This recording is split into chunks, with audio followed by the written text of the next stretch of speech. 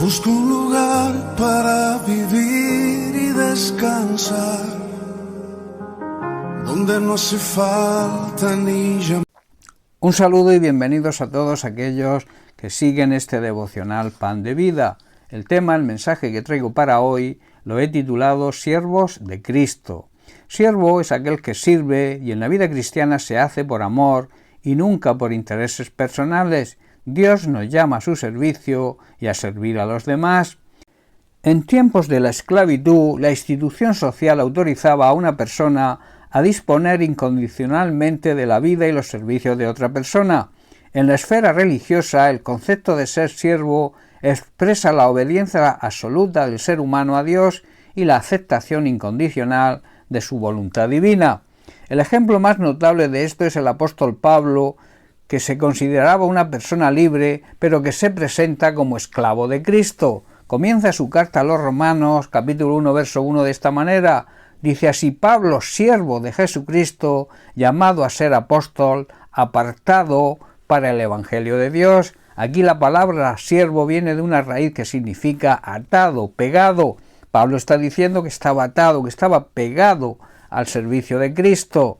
En tiempos de Jesús todavía existía la institución israelita de la esclavitud, e independientemente del sistema romano. Se menciona al siervo del sumo sacerdote, al siervo del centurión de Capernaum y de un oficial del rey.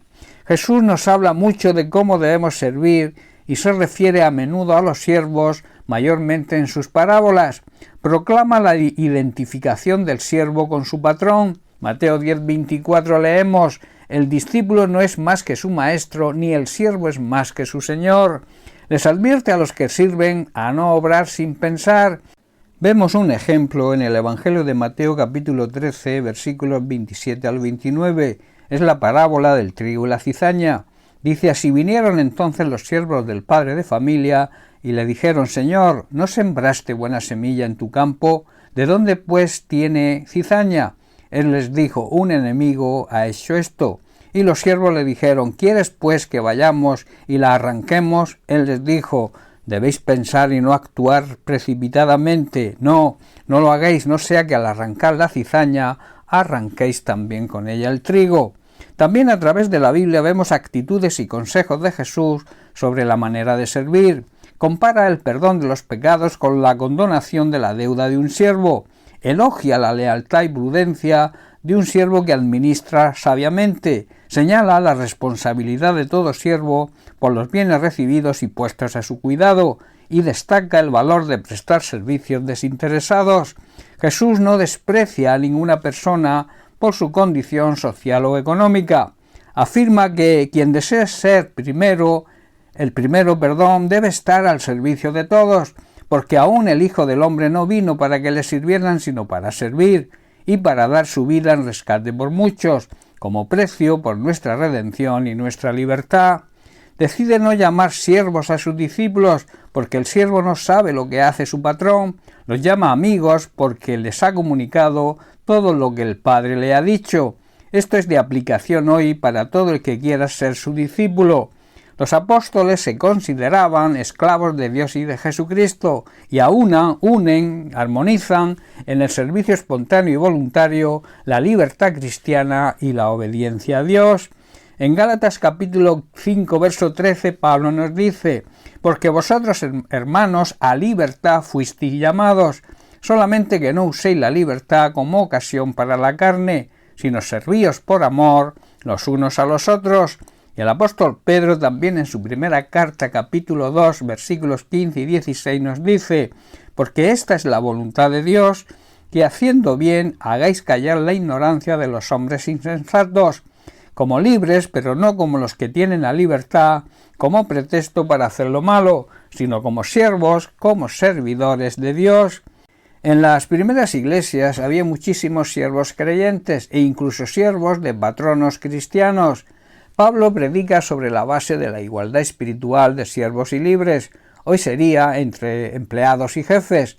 En varios pasajes del Nuevo Testamento se exhorta a los siervos a servir lealmente a sus amos.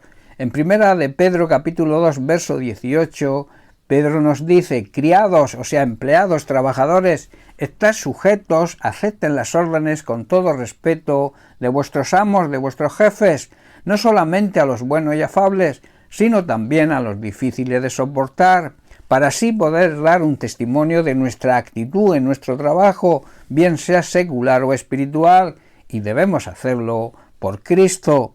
También se exhorta a los patrones, a los jefes, a ser responsables en su tratamiento de los empleados que les prestan servicio. Lo encontramos en Efesios capítulo 6, versículo 9, donde Pablo dice: «Y vosotros, amos, jefes, haced con ellos lo mismo, dejando las amenazas, sabiendo que el Señor de ellos y vuestro está en los cielos, y que para Él no hay acepción de personas». Tenemos quizá distinta responsabilidad, pero para Dios tenemos el mismo valor. La explotación de las personas por el ser humano es superada por el ejemplo servicial de Cristo mismo y por la igualdad de todos en Cristo. Las personas no son simples cosas ni simples instrumentos de trabajo privado, ni tampoco en la Iglesia.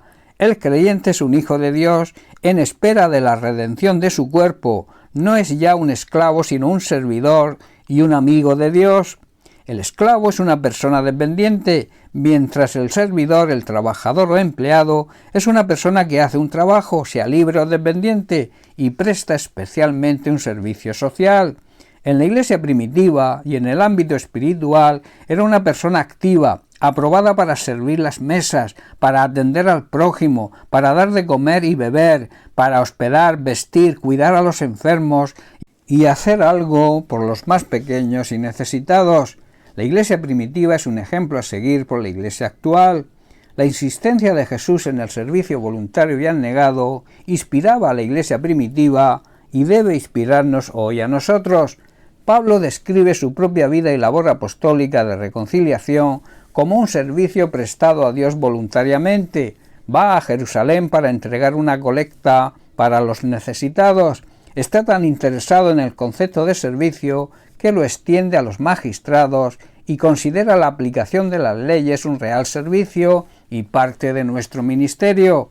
En Romanos capítulo 13, versículos 3 y 5 nos dice: «Porque los magistrados, o sea, las autoridades, no están para infundir temor al que hace el bien, sino al malo. ¿Quieres pues no temer la autoridad? Haz lo bueno y tendrás alabanza de ella, porque es servidor de Dios para tu bien. Pero si haces lo malo, teme, porque no en vano lleva la espada, pues es servidor de Dios y vengador para castigar al que hace lo malo. Por lo cual es necesario estarle sujetos, no solamente por razón del castigo, sino también por causa de la conciencia». En otras palabras, para dar buen testimonio. Cuando nos convertimos, el espíritu de esclavitud y temor es desplazado por el espíritu de adopción. Se manifiesta así la gloriosa libertad de los hijos de Dios. El apóstol Pablo en la carta a los Romanos capítulo 6 verso 22 nos dice: «Mas ahora que habéis sido libertados del pecado y hechos siervos de Dios, tenéis por vuestro fruto la santificación y como fin la vida eterna». Al convertirnos somos emancipados, o sea, liberados, libres del pecado y sus consecuencias, y hechos siervos, servidores de Dios. Alguien dijo, y te dejo con esto: no hay persona más libre que la que es esclava, sierva, servidora de Cristo. Bien, pues hasta aquí el mensaje de hoy. Que Dios te bendiga. Un abrazo.